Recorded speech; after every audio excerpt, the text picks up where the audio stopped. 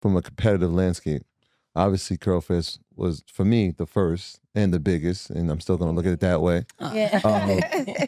But from a competitive landscape, as you start seeing people pop up with beauty festivals and beauty conferences, and they don't look like you, tell me the realities that you face when you see things like that happen. Yeah. I mean, it's just a reality, right? Of if you've built something at some point, at some turning point, there will be something that perhaps maybe mirrors it or it touches it. I think one of the things that has also been interesting for us is, you know, we talk about, obviously, our women are our number one supporter, but the men are there too. Yeah. And so we've had events where we've had activations specifically for men, for hair and beards and things of that nature. We also have an empowerment stage, right? And there we talk about very real aspects of our community that isn't necessarily centered on hair, but is it about, empowerment? Is it about self-image? Is it about, mental capacity? And so I say that to say, when you look at the aperture of who our audience is, it actually is larger than just the Black female with natural hair. Mm-hmm. And because of that, that means there's competitive when sponsors, depending on who they are, if it isn't just a Black hair brand, there's choices for them to where they spend their money, mm-hmm. right? And so I think one of the challenges that we've had over the years, because we were fortunate enough to be trailblazers in this space, is, brands are now seeing the importance of the Black female, the importance of the billions of dollars of money that is spent on hair care. So they'll maybe have a little portion of their regular event in a pop-up of a hair, mm-hmm. a hair moment there. And I think everything can still coexist.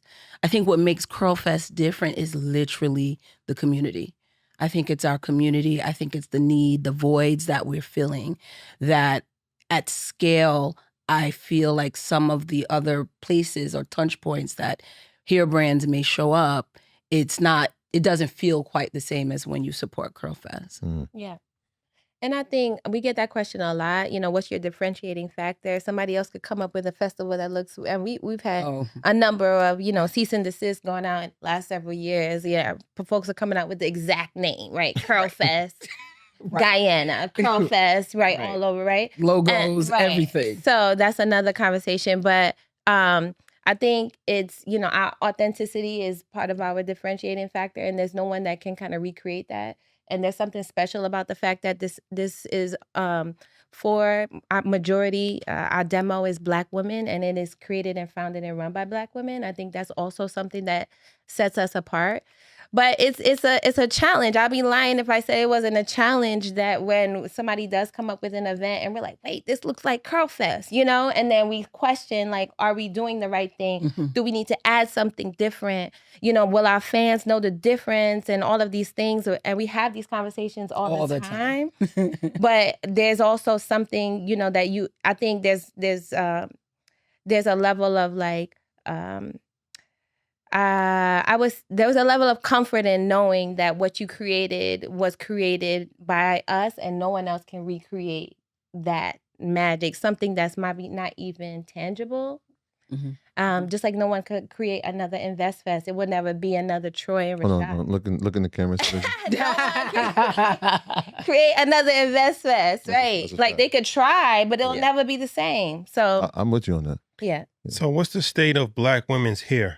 Like, as far as when we first talked, I mean, obviously there was a lot of attention. I think Chris Rock did that documentary. And, billions of dollars. Is it the same level of enthusiasm in regards to the business of the hair, or has that kind of died down a little bit? So the business of hair I wouldn't say it has died down. There's ebbs and flows about like the natural hair movement when it had, just caught on.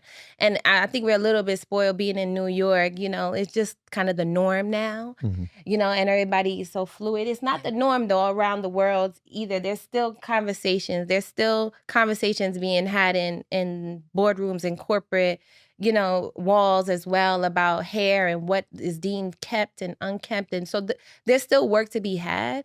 But I think the business of hair care in general hasn't died down at all. It's actually increased, right? I think this last stat I read was like Black women spend 9 times more than any ethnic group in beauty and personal care. And it's just continuing to move in that direction.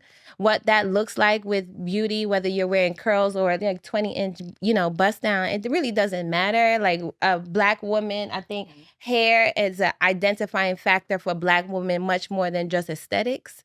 It represents like who you are, it represents where you come from, it represents my mother and my mother's mother, and stories and creativity and growing up. And I remember this, there's a nostalgia with, your hair as well. So I don't think that's going anywhere. Yeah, I'm not sure 20 inches is a bust down. Gotta be like 30. Yeah, I thought 20. Oh, it's been a long time. Right. I know, I'm overdue. When you give those numbers, obviously you have a wife, have a daughter. Yeah. Braids is expensive. Everything. It's just expensive. Yeah. And like you said, that number is going to continue to increase as more people look at opportunities for entrepreneurship to create in that space. Yeah.